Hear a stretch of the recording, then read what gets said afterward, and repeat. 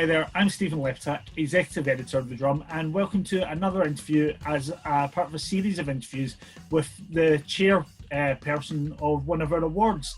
And I am delighted to be joined by Arjoon Bose, who is Head of Culture and Brand Experience for Europe and Australasia at General Mills, and also the chair of the Drum Awards for Content this year as well. Arjoon, thank you, first of all, for being the chair of the awards, and how are you?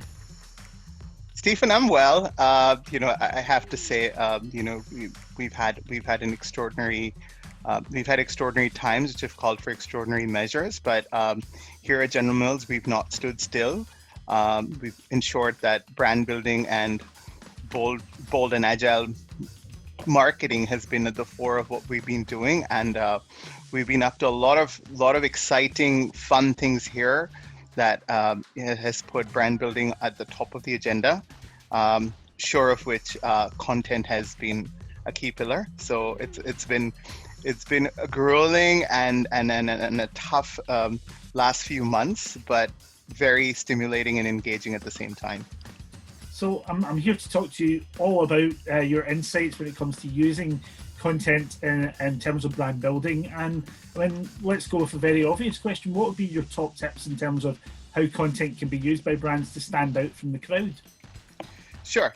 To start with, we know for a fact, right? We're living in a world with very fragmented media landscape, where ads are getting blocked. I think did I read 47% of internet users are using an ad blocker?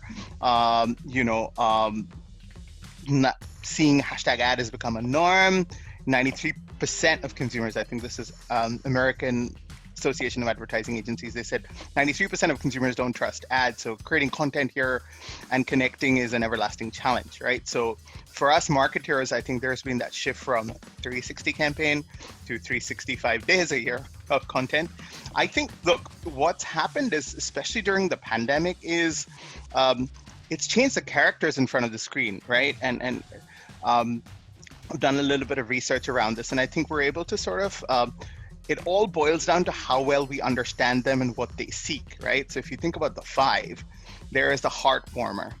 He or she seeks comedies, romance, family-friendly content that lifts the spirit. So for them, how they consume content is a way to spend time together, and they're more likely to play offline. Then there's the stunt double, right? The stunt double likes action, thriller, sci-fis, that gets their blood pumping. So for the way they consume content is through playing games that keeps them pumped. They like maximizing the gaming experience. They tend to be younger and male. Then there's what we call the curator, which is the ones who seek indies and dramas and nostalgia. They're kind of into their classics. They kind of tend to play games that tap into their creativity. They see gaming as a wider avenue for self-expression, and then there's the fourth one. It's called the set designer, and for them it's about home improvement, it's about cooking and reality content that inspires their lifestyle, and the fifth and final one is the fact checker.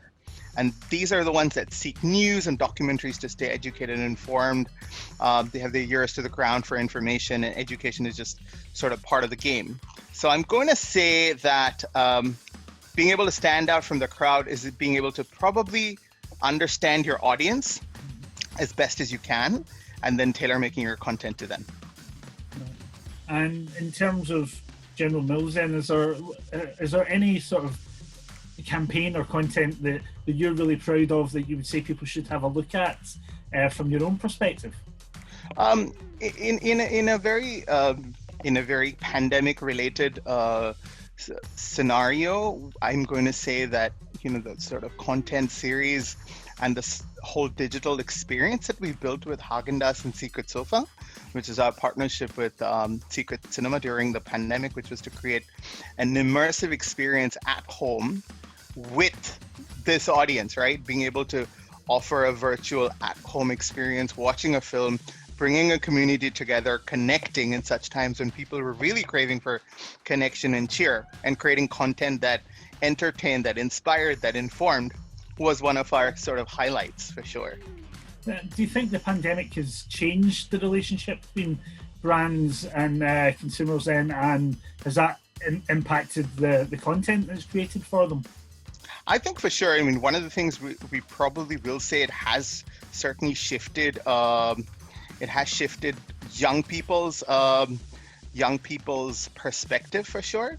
Like, I think the thing to say is, like, the pandemic and the fight for racial justice, for example. They want to see content that means something, content that reflects the world we're in, not over the top, high budget editorial. For a fact, right? People are asked, the whole polished, over the top content wasn't going to cut it anymore.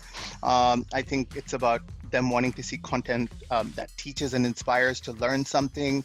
We're kind of really moving away from, cat videos and what the Kardashians and Gigi Hadid are doing. So content that has an increased focus on their health, both mentally and physically. That's certainly something that we're seeing. We're seeing this whole reestablishing the importance of the audience sense of community, the way they view the economic, social world, and the impact simple companies have on everyday life. Like, people are starting to realize that, we can't continue in a world with so many inequalities and unfairness. There's been a shift in the effort that people are putting in to sort of to make such desperately needed changes. And I think young consumers are demanding that brands take action and be held accountable, right? Being much more of an active participant in this world, because using the brand to further profit just benefits a few, but using the brand to really benefit the planet benefits all. And therefore, in terms of content, I mean, the brands need to do, not say, right? That's fundamental. So I think brands need not only to embrace change now, but to continue to evolve with change, which is to change and make change constantly, because it's unlikely we'll ever be able to stop. And therefore, brands need to recognize that somebody said this, like, there's no new normal, there's only new developments. So I think there are 4 areas where we're going to see content and enhanced focus. I think things like insourcing, right? Understanding that consumers are going to shift to a more self-sufficient lifestyle with a demand for education and ownership that puts them in control, which really accelerates the whole DIY attitude, the whole open sourcing. Then, I think, especially for Gen Z, we've always known that they're not really going to be this urban generation. So the whole demand working from anywhere. So how do we take brand actions that help that, right? Like connected infrastructure. How do we connect them to culture, content that moves in the direction of VR commerce? And then obviously the erosion of work life, right? The erosion of work being a key part of identity is not going to be the case anymore. I think Gen Z is going to demand better citizenship from brands. They're going to prioritize security and stability. So I think brands that essentially are about good business, that treat their employees as true stakeholders, and being family first, that's going to be a very key piece. But in short, you know what? I mean, Stephen, there's no hard and fast rule to creating content. It's about how it aligns to your brand, right? If you're an explorer foodie brand, you might want to use content to lean into lifestyle. If you're a creator, like a hotel brand or something, you want to use content to show visitors, you're the secret key to unlocking some local scene or something. If you're a Chester brand like Greg's, you might want to use your content to entertain your sausage loving fans. So, and if you're a playful luxury brand like Gucci's become, you might want to hire a series of meme artists to help you launch a new product. So that's kind of where we're seeing it go. It's interesting you bring up the expectation. I think consumers are craving interesting. That is the biggest thing to say. Yeah, and so what is your brand's point of view in the world, and how you can enrich your consumers' universe through content? How then would you advise a brand? I mean, if consumers have that expectation that brands are going to make the world a better place, how would you then advise brands in what they decide to focus on? Because that can be a very challenging decision. I mean, it's a tough one, right? Because every culture isn't right for every brand. I think the biggest thing to say is no platform or no idea is bigger than the brand itself, right? So if I think about it's the same answer. You stand out by being yourself. Yeah. If I think about it, if you as a guardian of a brand feel like you've seen or heard it before, chances are your consumers probably have. So brands that really stand out are the ones that are going to be satisfying people's wants, desires. I think it's, if you're authentic, you're not someone who's jumped on a bandwagon. You're not creating isolated viral content. You're not jumping on a shiny new app without a clear strategy. So I think it all goes back to being yourself as a brand. And standing out doesn't mean shouting for attention. What about when it comes to the use of influencers then? There's cynicism around that, but it's certainly a maturing area. When it comes to working with influencers to create content that is aligned with brands, what would be your advice for those working in that space? I've always believed that, I think there's a nice philosophy there, which goes that, collaborate, don't dictate. And I think that's essentially it. I'm a big believer in letting influencers be their best creative directors and really leaning into their aesthetic. And every time we've done that, I think we've seen very, very good results because they understand their audience.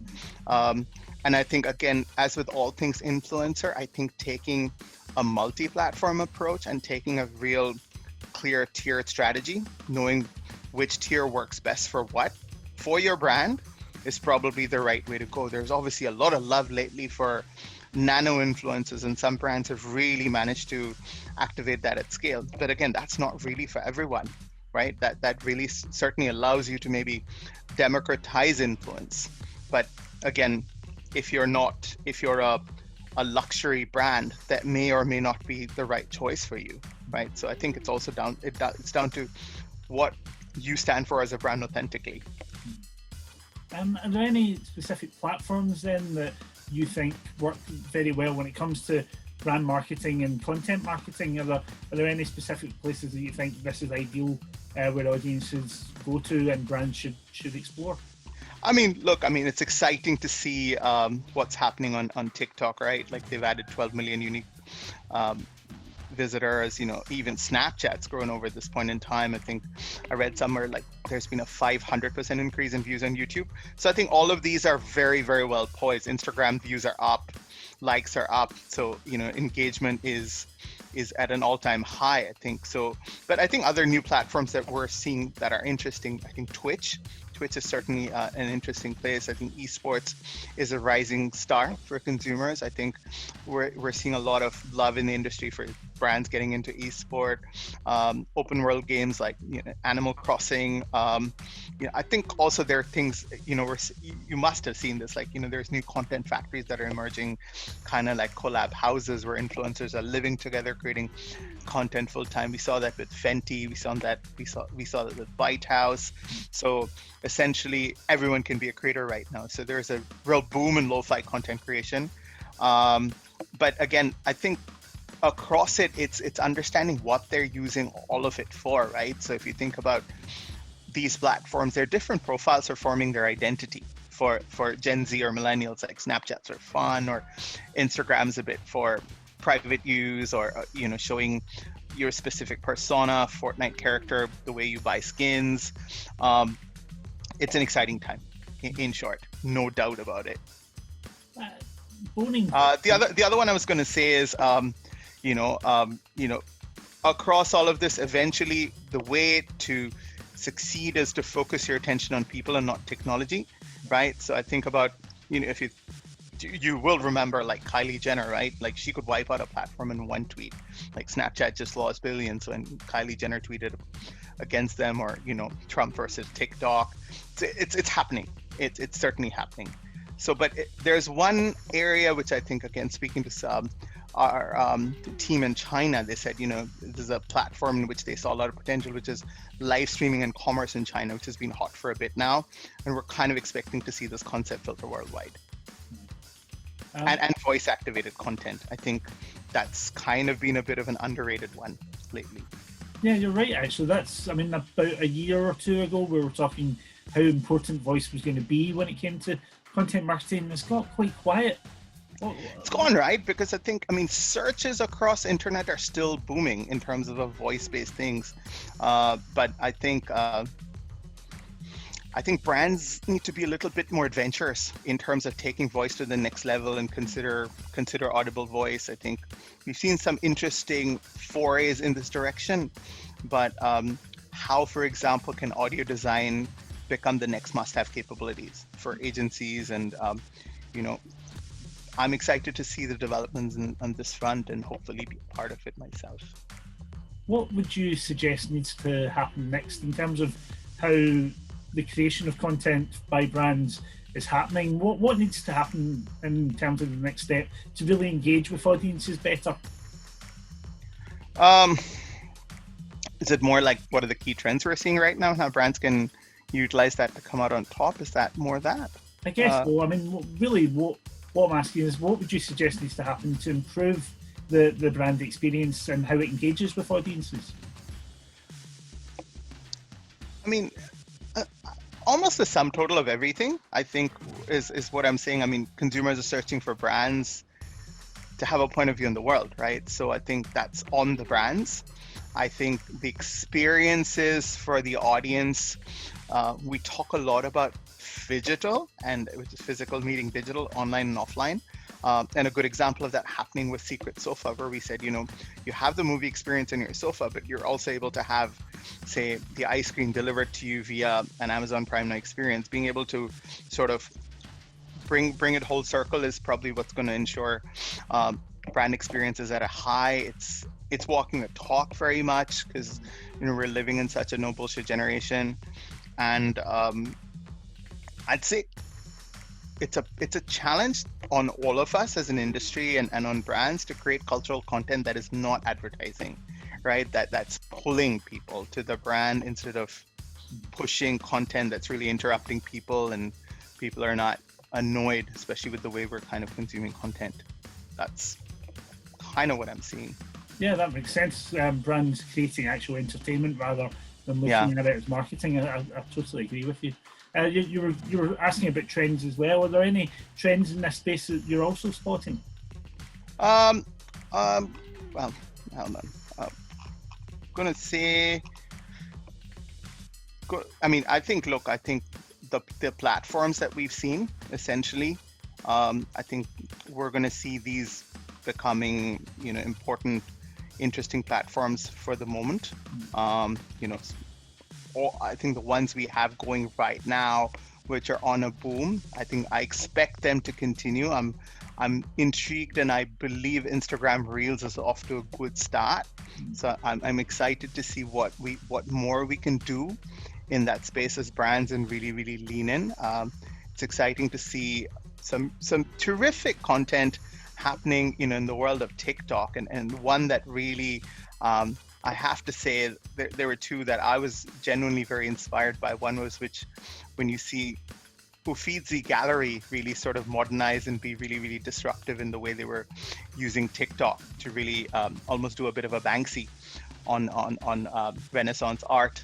And then I think the way we're ensuring UGC is becoming a part of TikTok. So I think there was, I forget the name of the artist, but she partnered with Beats to have essentially, forget her name, but she used it. It was a way in which you could get cast in her music video, and it was a bit of a 3-part series within which she had 3 different Dr. Beats different headphones of different colors, and all of these were released in bit parts, but it was all led by UGC, and you decided how the music video would shape up and how you could be a part of it.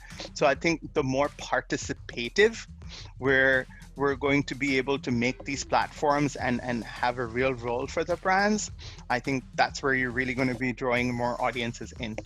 Yeah, that level of engagement's what brands have dreamt about for years, and it certainly feels as though they're getting that. They're able to have conversations with their customers that are far more positive than just simply about experiencing the product. So that must be exciting for yourself in many ways. Absolutely, and I think that's going to stay a focus for us, and especially as we lean into what we can do next year. And I think one of our big focuses is what we call is remarkable, modern, magical marketing. And when we talk about modern, it's really about leaning into the modern technologies and modernizing the way we're creating content, delivering participation. So that is very much an internal mantra for us. Well, Arjoon, I started off by mentioning that you're going to be the chair of the Drum Awards for Content this year. So it would be remiss of me not to ask you, is there anything that you're particularly excited to see from the entries this year? What will you be looking out for? I'm going to be looking, the two things that really strike out to me is when brands are able to be bold and brave. I think so. I'm certainly going to be looking for bold and brave brand building that's happening in through the lens of content. But I think if I wrap it up in terms of how it all comes home, I think I'm looking at how the 4Cs sort of work in sort of harmony with each other, which is how does content work with context, how does it work with culture, and how does it work with creativity and commerce eventually.